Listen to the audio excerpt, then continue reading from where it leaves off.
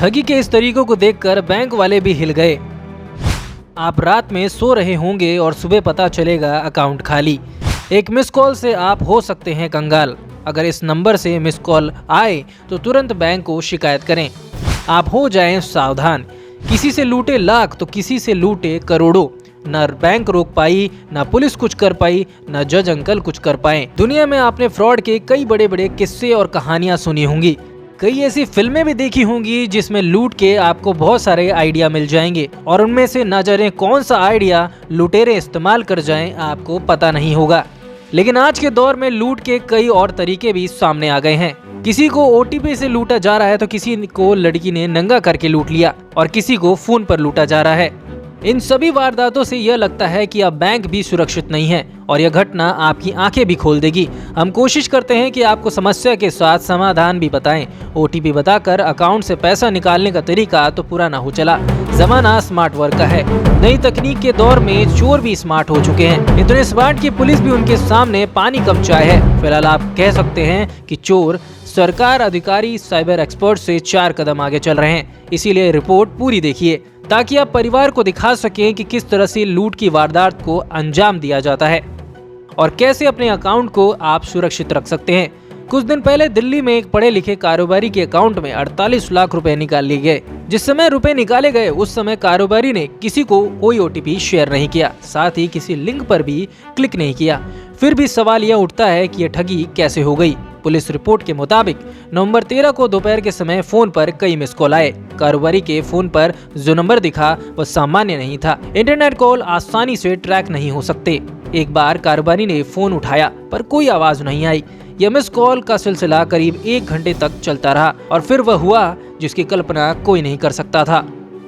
हम जिस कारोबारी की बात करने जा रहे हैं उसका अकाउंट कोई सामान्य अकाउंट नहीं था, बहुत ही सुरक्षित अकाउंट था जिसका बैंक भी दावा करती है। जो अकाउंट था वो कंपनी का करंट अकाउंट था। लेकिन हमारे पास जो अकाउंट होते हैं वो सेविंग अकाउंट्स होते हैं। सेविंग अकाउंट से कहीं ज्यादा सुरक्षित करंट अकाउंट होते हैं। कंपनी के करंट अकाउंट से रुपए निकालने के लिए हैकर्स ने मोबाइल बैंकिंग की नहीं बल्कि इंटरनेट बैंकिंग का इस्तेमाल किया, यानी पैसा बैंक की ऐप से ही निकाला गया। यहाँ पर सबसे पहले कंप्यूटर पर अकाउंट लॉगिन हुआ और 48 लाख रुपए निकाल लिए गए और 5 अलग अलग अकाउंट्स में खाली कर दिए गए। हैरानी की बात यह है कि ये सभी ट्रांसफर आरटीजीएस के जरिए हुए, यानी बैंक को पता ही नहीं चला कि अकाउंट होल्डर रुपए ट्रांसफर कहां कर रहे हैं या फिर कोई ठगी भी हो रही है। आरटीजीएस एकदम सुरक्षित माना जाता है, यहां तक कि पैसा गलत जाने पर भी वापस लेने का प्रावधान है। लेकिन इस बार बैंक चूक गया। फिर सवाल यह उठता है कि क्या किसी का अकाउंट सुरक्षित है भी या नहीं, और यह पैसा निकालने वाली तकनीक से इंसान कैसे बच सकता है। तो जरा सुनिए कहानी। सोचिए आपके फोन में सिम कार्ड लगा हुआ है, वो आपके नाम पर भी है, आप अपने फोन के पास हैं, लेकिन हो सकता है कि कुछ दूरी पर बैठा हुआ एक व्यक्ति आपकी सिम बदलकर नई सिम बना ले। लेकिन आप उस समय सोच रहे होंगे कि सिम में नेटवर्क नहीं आ रहा, पर वहां आपके अकाउंट से सारा पैसा एक एक करके निकाला जा रहा है और आपको पता भी नहीं चलेगा क्योंकि आपकी सिम तो बंद हो चुकी है और आपको लग रहा है कि आपकी सिम में नेटवर्क नहीं है। इस तकनीक को सिम स्वैपिंग कहा जाता है। ठीक ऐसी ही घटना दिल्ली के कारोबारी के साथ हुई। अब सवाल यह उठता है कि इससे कैसे बचा जाए। आपसे कई बार पूछा जाता है कि आप अपना आधार कार्ड या फिर पैन कार्ड का फोटो हमें व्हाट्सएप पे भेज दीजिए, हम आपका काम करा देंगे। ऐसा ना करें, किसी को आधार की कॉपी ना दें, साथ ही पैन कार्ड की भी कोई कॉपी ना दें। बैंक पर भी भरोसा ना करें। वहीं अगर आपके अकाउंट में ज़्यादा रुपए हैं तो आप उसकी एफडी बना सकते हैं या फिर बैंक में ऐसा कोई नंबर जोड़ सकते हैं जिस पर आप कोई कॉल नहीं करते।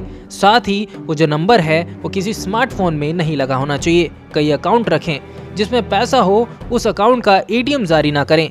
बैंक जाएं, सीधा बैंक से ही पैसे निकालें या फिर बैंक में ही जाकर पैसे जमा कराएं। इस नए टेक्निकल दौर में आपको पुराने जमाने की तकनीक ही लूट फरोगी से बचा सकती है। इसलिए अपनी पासबुक के भरोसे ही अपना पैसा सुरक्षित रखना होगा। फ़ोन के चक्कर में पड़े तो कुछ भी हो सकता है। अगर अपने फ़ोन में लंबे समय तक नेटवर्क ना मिले तो तुरंत बैंक को सूचित करें और इस नंबर को डीएक्टिवेट करा दें। इसके बाद कितनी भी कोशिश कर ले, बड़े से बड़ा ठग आपका कुछ नहीं बिगाड़ पाएगा। वहीं जब भी आप कभी बाहर घूमने जाते हैं तो आपने ऐसे लोगों को ज़रूर देखा होगा जो कहते हैं कि भैया थोड़ा फ़ोन दे दीजिए, मेरा फ़ोन बंद हो चुका है, इससे मुझे एक कॉल करना है। इस मामले में भी आपको सावधानी बरतनी चाहिए। क्योंकि हो सकता है कि वो आपका सिम स्वाइप कर सके। लेकिन कई मामलों में सामने वाला सच भी बोल रहा होता है, लेकिन आप किस पर भरोसा करेंगे? हो सकता है कि जमतारा वाला ही केस आपके साथ भी हो जाए। अगर आपने जमतारा पर आधारित वेब सीरीज नहीं देखी तो आपको देखनी चाहिए ताकि आपकी भी आंखें खुल सके।